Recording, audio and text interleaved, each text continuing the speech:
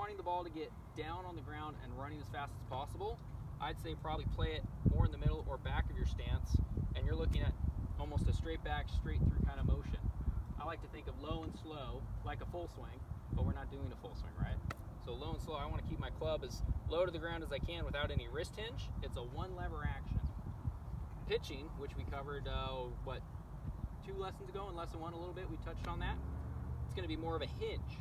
Whereas in chipping, it's like a putting stroke where it's a one lever. My wrists don't really break, if at all. It just depends on what club I have and how far I gotta go.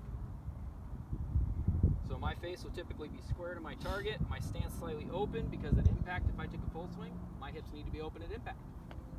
The last part is I try to have most of my weight on my lead foot. Now for some people that would feel like 90%, other people would be 80, maybe 70, but at least 60, because most of your weight needs to be on that lead side. If your stance is wide to the point that you feel like, man, there's kind of a stretching on the inside of my back leg, my trail leg, then you can bring that back or trail leg in just a little bit. So then you literally feel like most of your weight is on that lead foot, okay?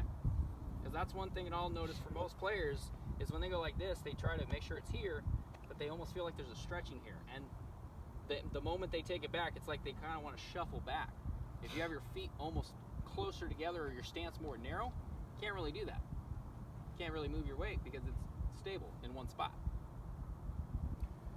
So with chipping your base, you want to be on that lead foot and your weight stays there.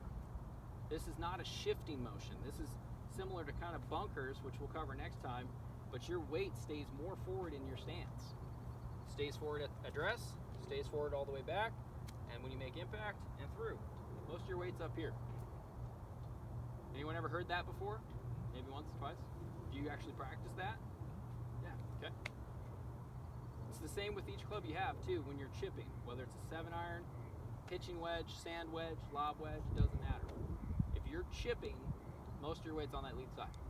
Stand slightly open. Any questions? Okay. So again, that stroke, that important part to chipping, one lever action. We don't need wrist hinge. Okay? We don't need to try and get this ball up in the air because we have something that will do it for us. This has loft, right? So when I hit down, my ball goes up. Okay?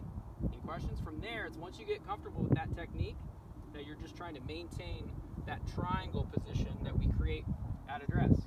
So if I go here, see that kind of Y with my hands, my shoulders, and my arms? You see that? Same position we're going to have when I go back, still a Y, and I come through, still a Y.